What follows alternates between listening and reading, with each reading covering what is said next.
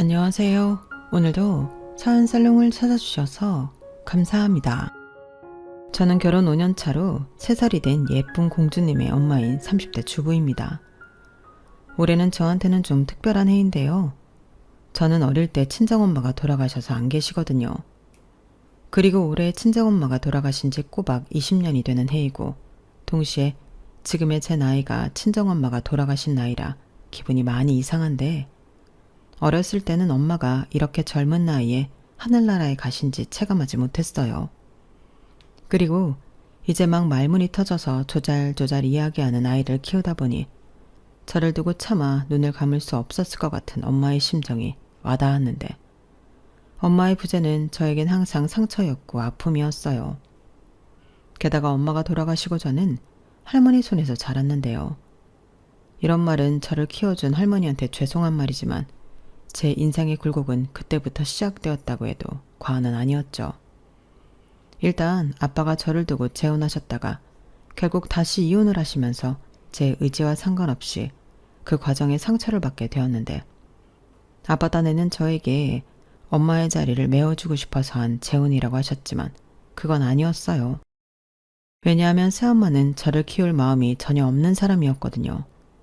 그리고 새엄마는 저에게서 아빠를 완전히 뺏어가려고도 했는데 거기엔 또 나름의 이유가 있었어요.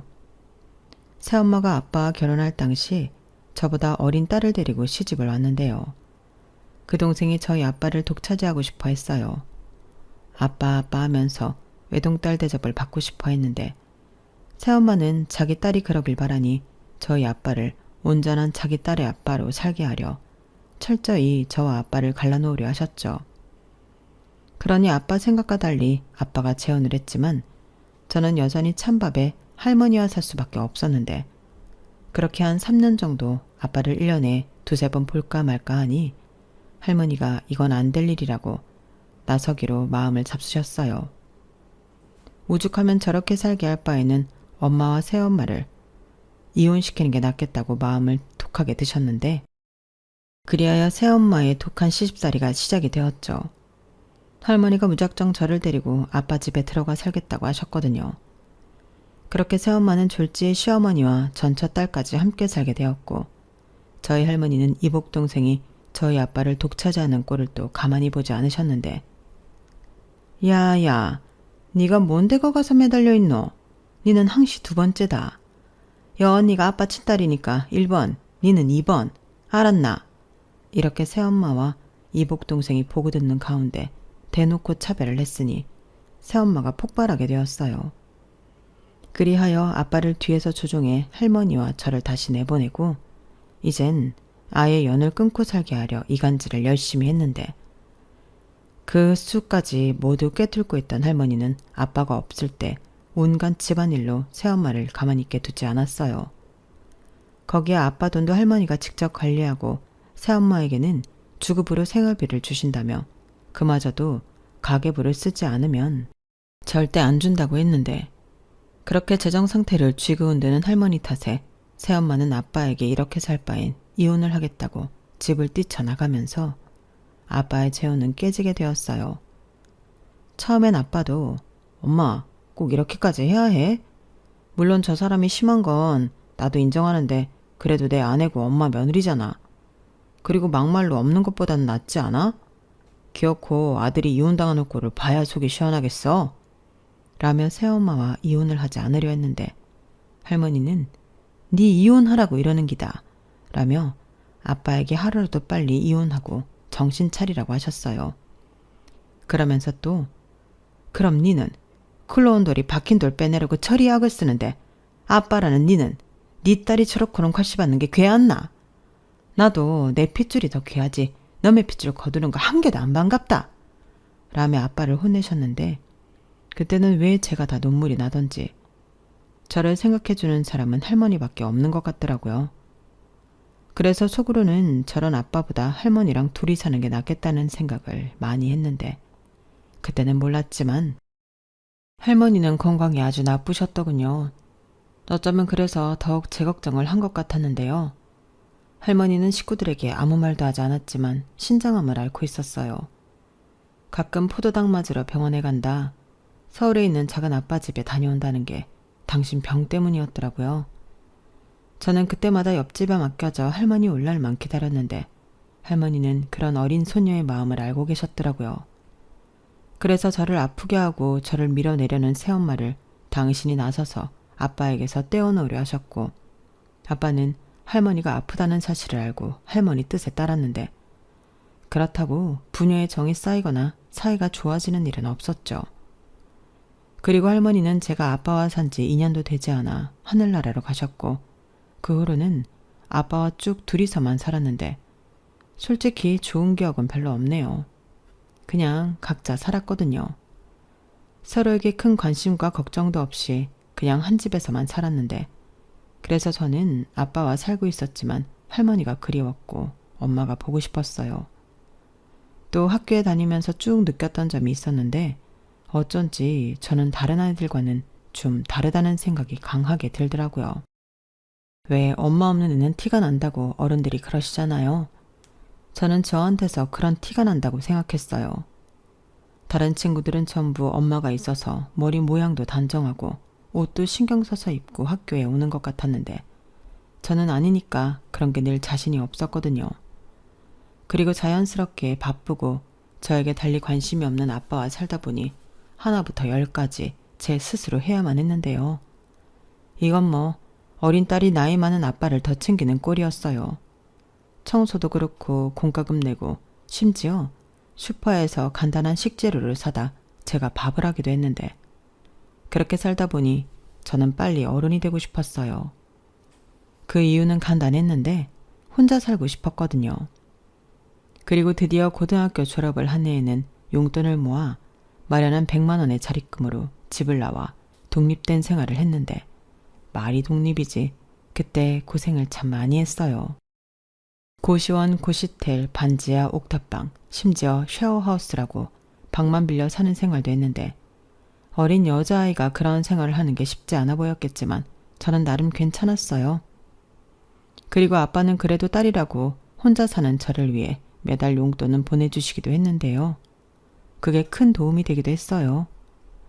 그리하여 저와 아빠는 따로 떨어져 살면서 가끔 생사 확인차, 안부만 전화를 하며 각자 편하게 사는 걸 추구하게 되었고, 제가 철이 조금 들면서 그래도 아빠와 사이는 많이 좋아진 편이었어요. 제가 아빠를 걱정하고 챙기니 아빠도 그런 관심을 받고 싶었다는 듯 좋아하시더라고요. 그리고 저는 취업에 성공해 본격적인 돈을 벌면서 나름 독하게 살았는데, 혼자 살다 보니 돈이 제일 중요했거든요. 그때 당시 저에겐 돈으로 살 수 없는 행복 어쩌고 하는 것들은 모두 배부른 거짓말이었는데, 돈으로 행복을 살 순 없지만 돈이 있다고 불행한 사람은 없다고 생각했어요. 저는 행복보다는 힘들고 불행하고 싶지 않았기 때문에 아주 절실하게 돈을 많이 벌고 싶었거든요. 그러니 한참 놀고 싶고 연애하고 싶은 그런 나이임에도 불구하고 저는 연애를 해야겠다, 결혼을 해야겠다, 그런 생각을 할 겨를이 없었는데요. 사람의 인연은 아무도 모른다고 그 시절에 남편을 알게 되었어요. 남편은 거래처 직원으로 꽤 오랜 시간 알고 지냈는데 저 사람이 미래의 내 남편이 될 줄은 꿈에도 몰랐죠. 일단 말수도 별로 없었고 저를 좋아하는지 어쩐지 그 속을 알 수가 없는 사람이었는데, 서로 익숙해지고 편해지다 보니 업무적인 관계에서도 사적인 감정의 싹은 피어나더라고요.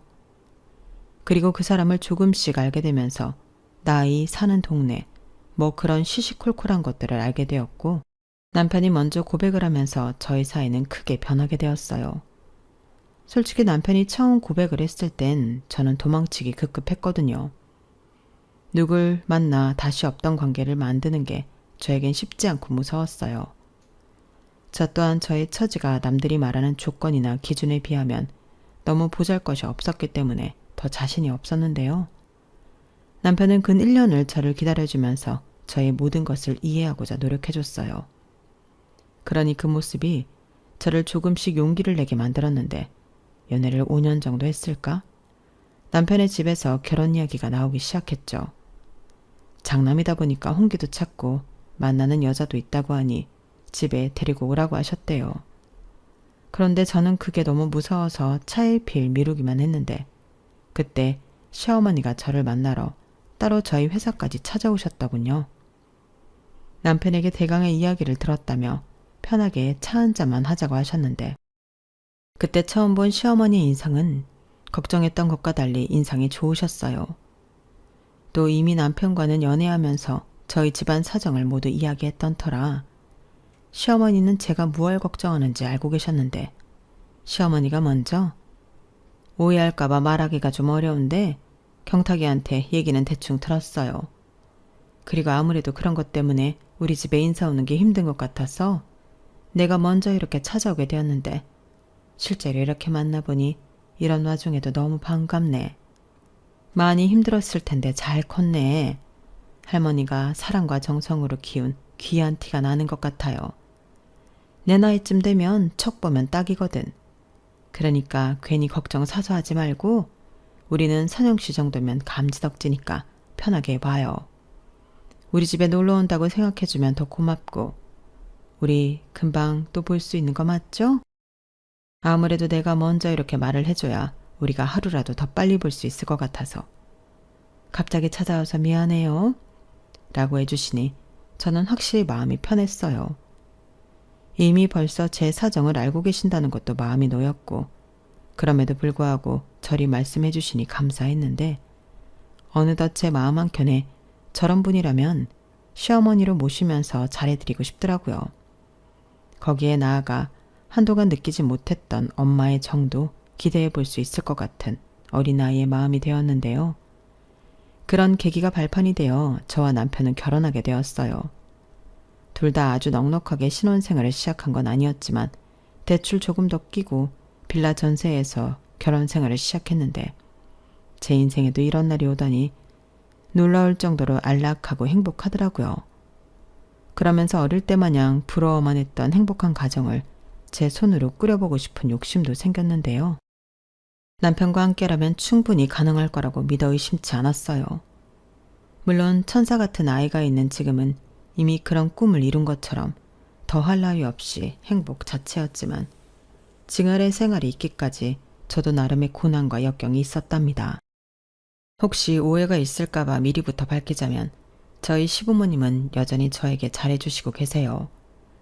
시어머니는 물론이고 시아버님까지도 며느리인 저를 친딸처럼 생각해 주는 감사한 분이라 저는 늘 시댁에 갈 때면 다른 며느리들과 다르게 신나서 남편보다 더 먼저 가 있곤 했는데 주변에서 그러더라고요. 선영 씨는 진짜 복이 많은 사람 같아 라고요. 하지만 그게 전부였다면 제가 여기에 사연을 쓰고 있지는 않았을 것 같은데 저에겐 좀 짜증나고 신경 쓰이는 시댁 식구가 한 명 있어요. 그 사람은 바로 시부모님이 늦게 낳은 늦둥이 딸, 제 손아래 신우인데요. 원래 시어머니 시집살이보다 신우 시집살이가 사람을 더 잡는다고. 저에게 있어 신우는 아무도 몰래 등짝을 후려쳐주고 싶은 왼수예요. 얄밉다는 표현으로는 성에 차지 않을 정도로 사람을 무시하는데 신우 이야기를 시작하면 한도 끝도 없죠. 일단 시부모님이 늦둥이로 낳은 딸이라 정말 오냐오냐 온갖 진상도 사랑으로 받아주셨는데 그렇다 보니 세상 무서운 것도 없고 아래 위도 모르는 싸가지 그 자체였어요. 솔직히 결혼 전부터 조짐이 있긴 했는데 남편이 대놓고 자기 동생한테 뭐라고 하고 그 동생도 오빠인 남편을 무서워하는 것 같아 남편을 믿고 결혼을 하게 되었죠. 또 신우인데 결혼한다고 해서 뭐 얼마나 보겠나 그런 아니라는 생각도 있었는데요. 그 문제의 신우 때문에 신혼 때는 저도 이혼 생각을 해본 적이 있었어요.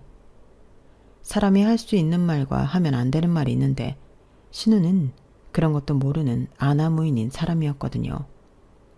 거기에 자기보다 못한 사람을 보면 그렇게 무시하고 깔볼 수가 없는데 시부모님은 그런 딸을 혼을 내긴 하시지만 신우는 그런 부모님의 말을 들을 생각이 없어 보였어요.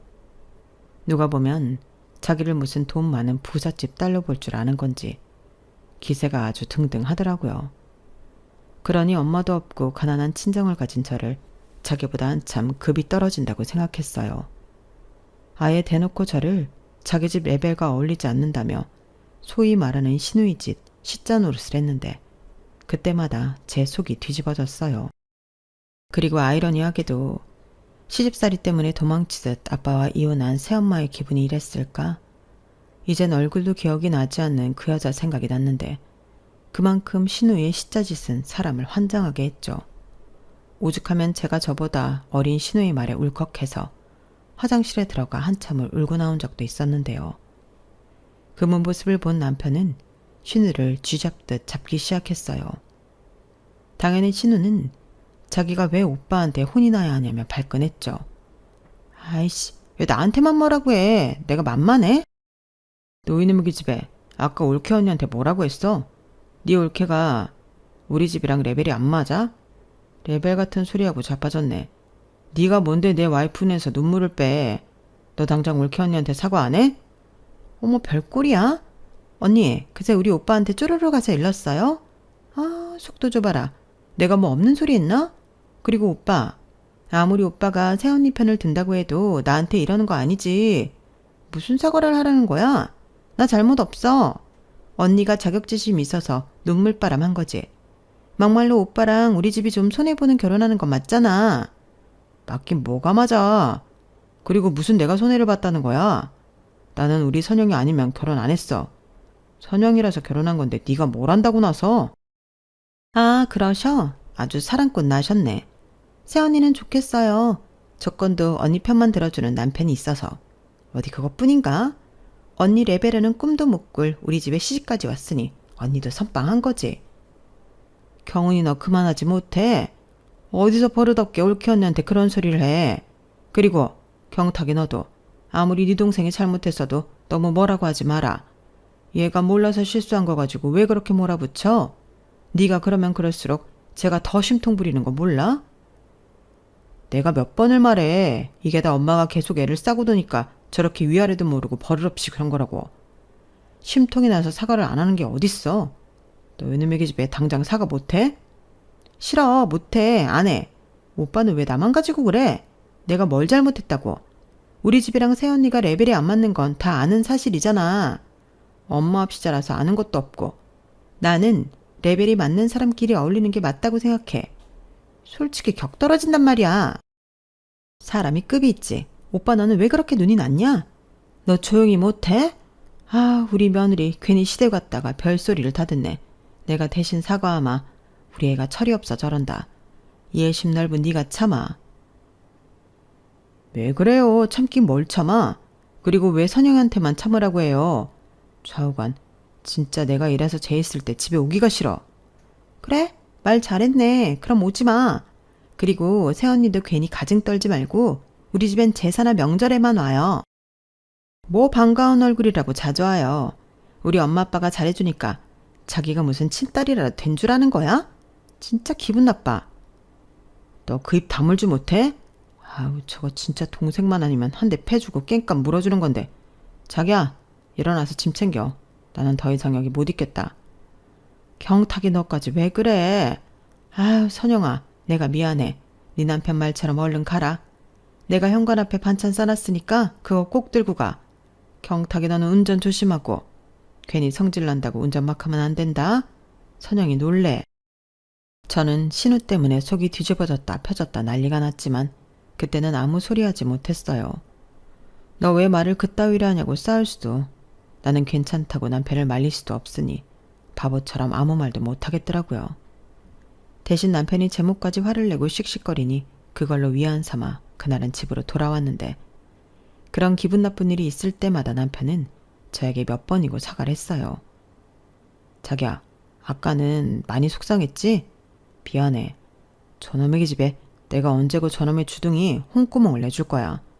엄마 아빠가 너무 오냐오냐 키우고 싸고 도는 바람에 지가 그거 믿고 저렇게 까부는데 언제고 나 아니라도 임자 만나겠지. 그러니까 자기도 힘들겠지만 기분 풀고 우리 가급적 본가에는 가지 말자. 이렇게 말했는데 정말 속은 상했어도 남편이 저러니 저는 넘어갈 수밖에 없었죠.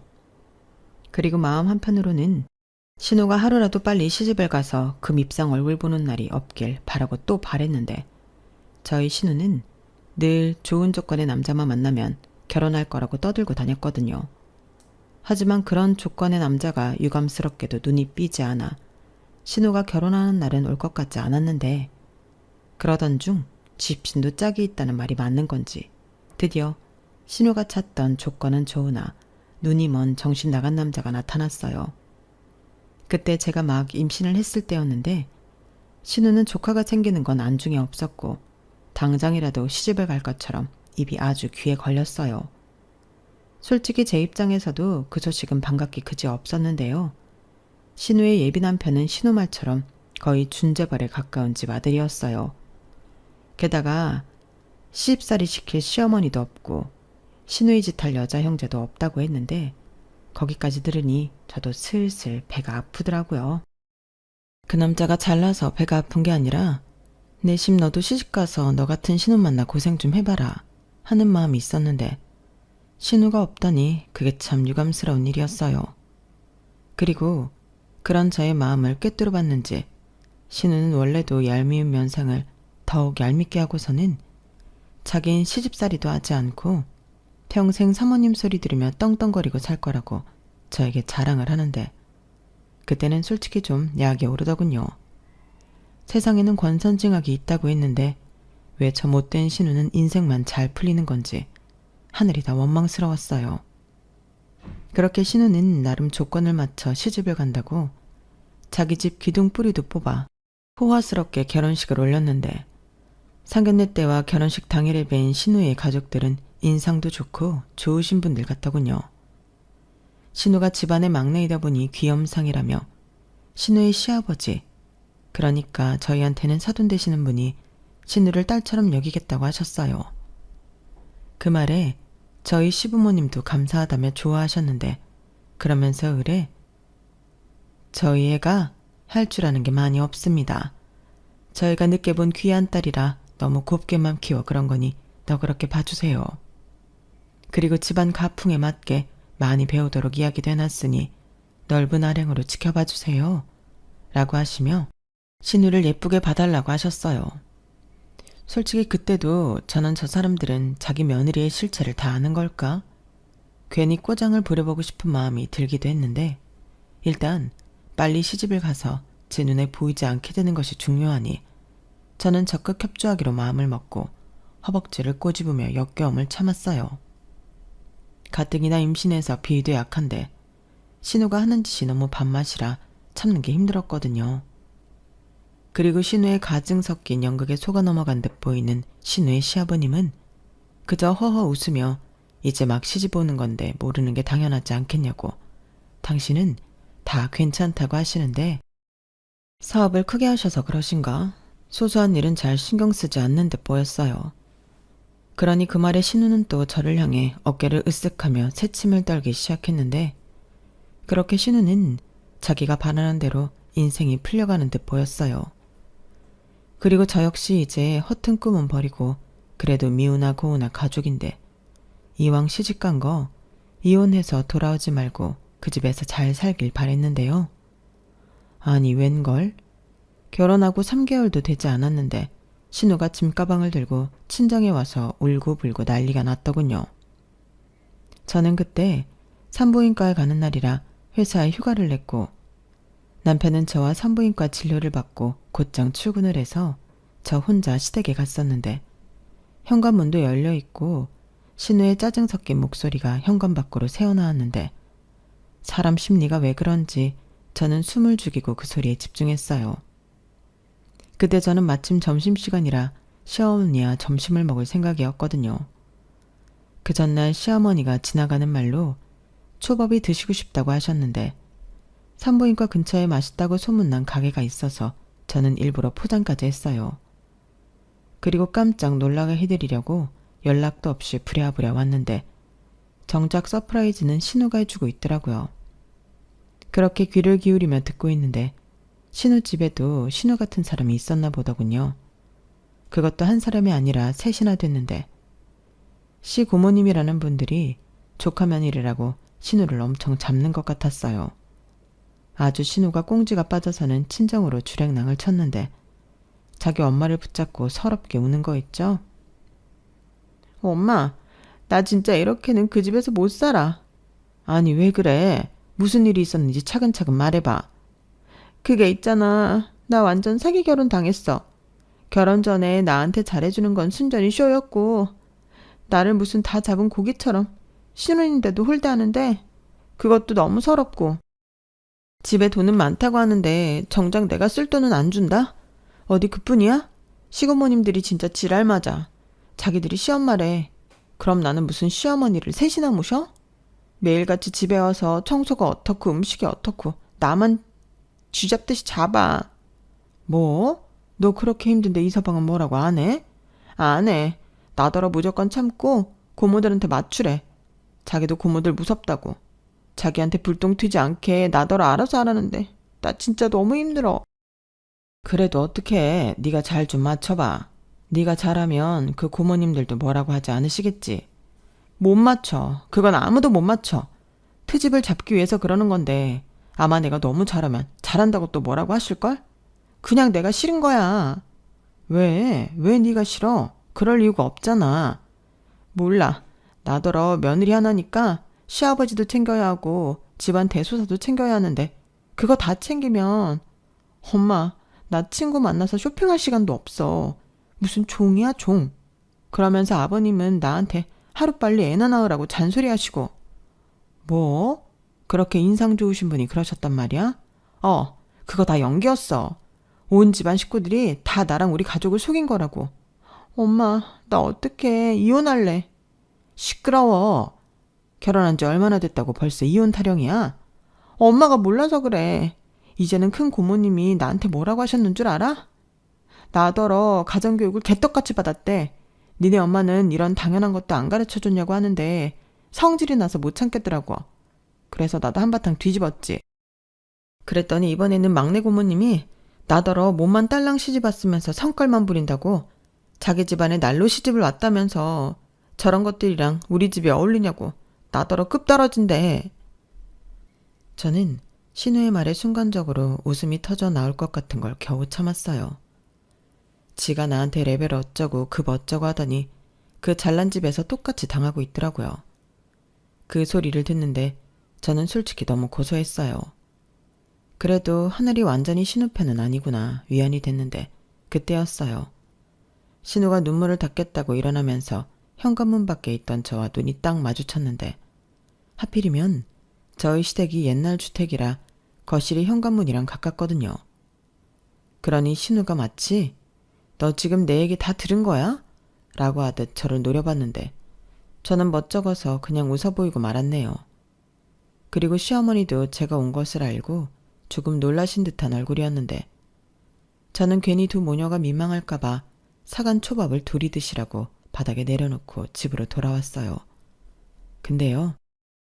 돌아오는 내내 왜 그렇게 미소가 지어지는지 저는 집에 와서도 싱글벙글이었는데 그도 그럴 게 신우가 시집살이 때문에 힘들다고 눈물 콧물 쏟으며 우는데 그 모습이 혼자 보기 아까울 만큼 너무 웃겼거든요.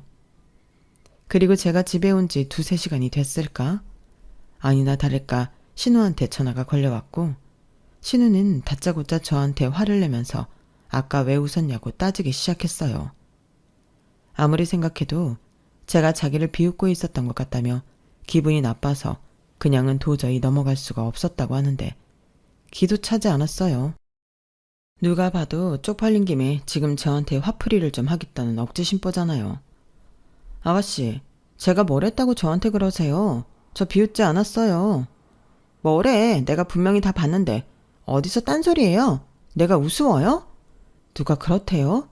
그리고 지금 저한테 뭐 때문에 이러는 건지 모르겠는데 제가 아가씨보다 서열이 위에요? 이건 좀 선 넘는 것 같은데? 저 비웃지 않았고 분위기가 좀 나쁘길래 그냥 왔을 뿐이에요. 그 말을 지금 나더러 믿으라는 거예요? 언니, 솔직히 내 얘기 어디까지 들었어요? 발뺌할 생각하지 말고 사실대로 말해요.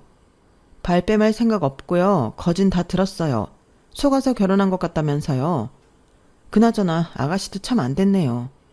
시집살이 시킬 시어머니 신우들 없다고 그렇게 좋아했는데 시구모님들이 그런 사람들일 줄이야.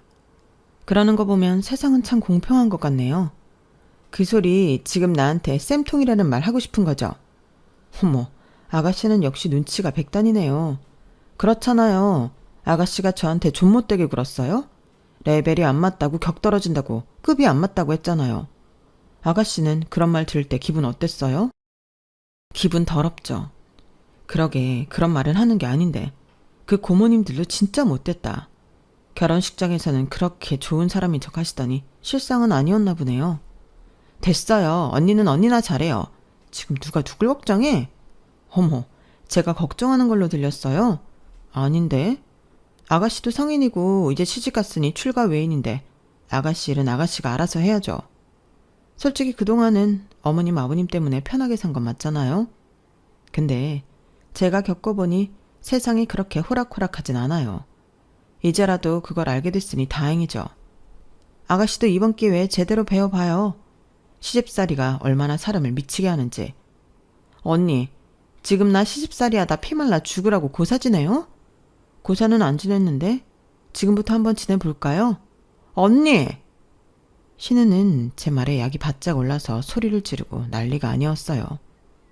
그러자 저 멀리서 시어머니가 어디다가 분풀이를 하냐고 신우한테 뭐라고 하는 소리가 들렸는데 그렇게 전화가 끊기더라고요. 그리고 전화 받는 그 모습을 다 보진 못했어도 신우가 얼마나 열을 받아 난리 났을지 안 봐도 비디오였는데 그날 저는 처음으로 발을 쭉 뻗고 잘 수 있었어요. 오죽하면 남편이 옆에서 오늘 뭐 나 없을 때 좋은 일이라도 있었어?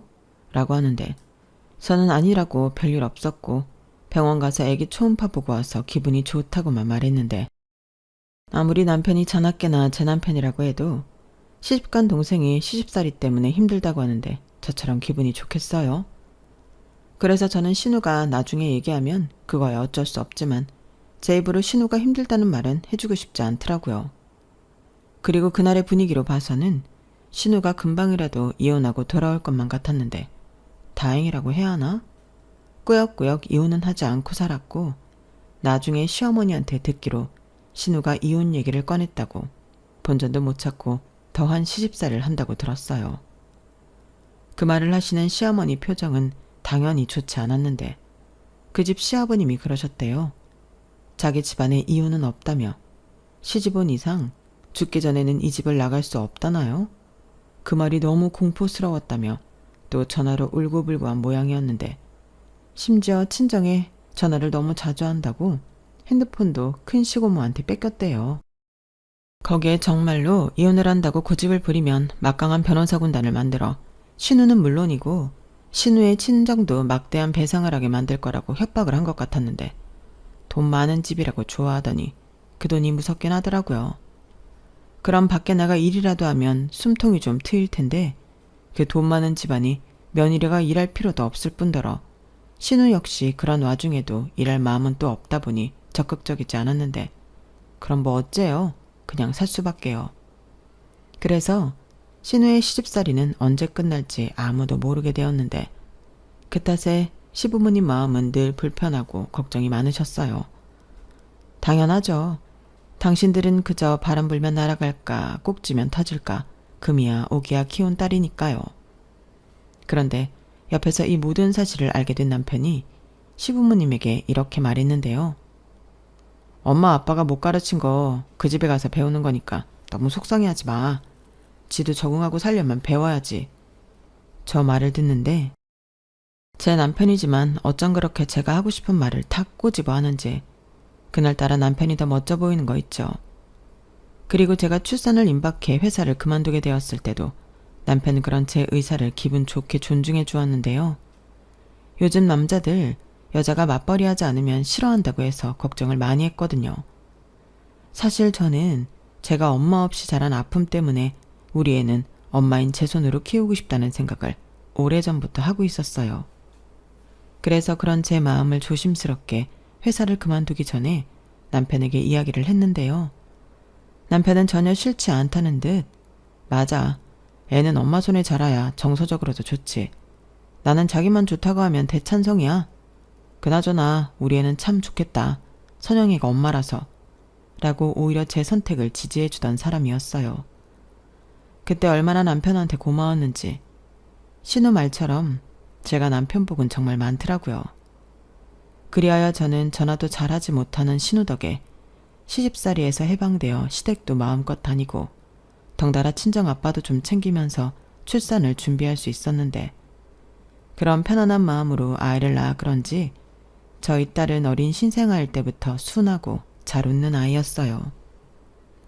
조리원에서도 무슨 이런 인형 같은 얘기가 있냐고 간호사 선생님들이 모두 예뻐하셨는데 그렇게 태생부터 사랑을 듬뿍 받더니 자타공인 사랑둥이가 되었어요. 그리고 집안에 아이가 태어나니 그 분위기가 확 바뀌었는데 생기와 사랑이 넘치게 되더라고요. 거기에 당신 딸에게는 그렇게 무뚝뚝할 수가 없더니 친정아빠는 요즘 제가 보내준 외손녀 사진과 동영상 보는 재미에 시간 가는 줄 모르신다며 저한테 오늘은 사진이나 동영상 없냐? 라고 연락도 자주 하시고 선물도 어찌나 자주 보내시던지 우리 아빠가 원래 저런 사람이었나? 딸인 저도 놀라는 일이 많았어요. 거기에 질세라 시댁에서도 첫손녀 사랑이 장난이 아니신데 이게 다 저희 딸이 태어나고 일어난 일이었어요. 오죽하면 저희 시부모님은 주말이면 제발 좀 애 좀 집에다 놓고 가라고 시아버님이 저희 부부만 돌려보내는 날도 많았는데 덕분에 처음 하는 육아지만 저는 전혀 힘들지 않았어요. 아마도 저희 애는 무난하고 성격 좋은 자기 아빠를 빼다 박은 것 같았는데 고모를 닮지 않고 아빠를 닮아 얼마나 다행인지요. 원래 임신하고 미워하는 사람을 애가 닮는다고 해서 제가 걱정이 많았거든요. 그런데 다행히 그런 거 없이 저희 애는 엄마 반 아빠 반 공평하게 닮아 태어났고 성격은 아빠를 닮아 저는 너무나도 행복합니다. 애를 낳으면 자기 생활이 사라지고 그렇게 우울할 수가 없다고 하는데 저는 전혀 아니에요. 아이가 주는 기쁨이 너무 크거든요. 그래서인지 요즘은 신우도 저를 부러워하며 아이를 가지려 노력한다는 말을 들었는데요. 글쎄요. 신우가 원해서 임신을 준비하는 건지 시집살이에서 벗어나려 임신을 하고 싶은 건지 솔직히 모르지만 부디 신우의 바람대로 신우 똑 닮은 애를 낳았으면 좋겠습니다. 왜 엄마들이 너 닮은 딸 낳아보라고 하잖아요. 저희 시어머니는 착하신 분이라 그런 말을 절대 하지 않으실 뿐이지만 저는 꼭 그렇게 되길 바라고 있어요. 인생에는 총량이 있다고 하던데 신우도 그동안 편하게 멋모르고 산 시간만큼 고생이라는 걸 해봐야죠. 그래야 자기 애한테는 오냐오냐 하지 않고 대도하는 걸 가르치지 않겠어요? 거기에 살짝 제 사심을 넣어보자면 애를 낳으면 그만큼 친정에 올 수 있는 시간이 없어질 테니 보기 싫은 얼굴 더 자주 안 볼 수 있고 너무 좋을 것 같더라고요. 그래서 요즘은 제가 화이팅하라고 임신에 좋은 영양제도 보내주고 정보 공유도 해주고 있는데 사람이 좀 변하긴 하는 건지 웬일로 고맙다고 메시지를 보내더라고요. 그런 거 보면 아무리 개망난이라도 희망은 있는 것 같은데 또 안 와요. 시간이 많이 지나고 원수 같았지만 신우랑도 잘 지내는 날이 제 인생에도 올죠. 뭐 별로 기대는 되지 않지만 앞으로 신우랑 또 레벨 어쩌고 급 어쩌고 그런 소리 때문에 다투는 날은 없었으면 좋겠어요.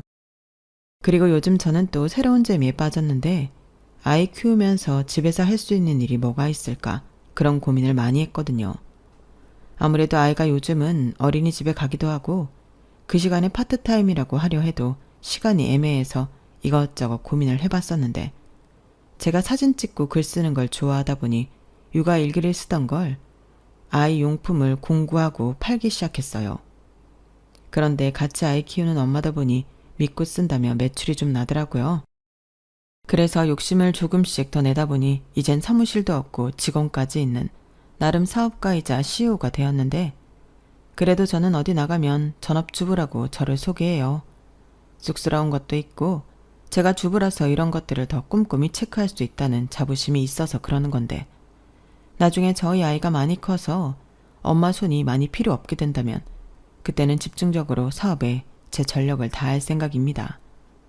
일단 저에게 가장 1순위는 저희 가정이고 가족이고 저희 아이거든요.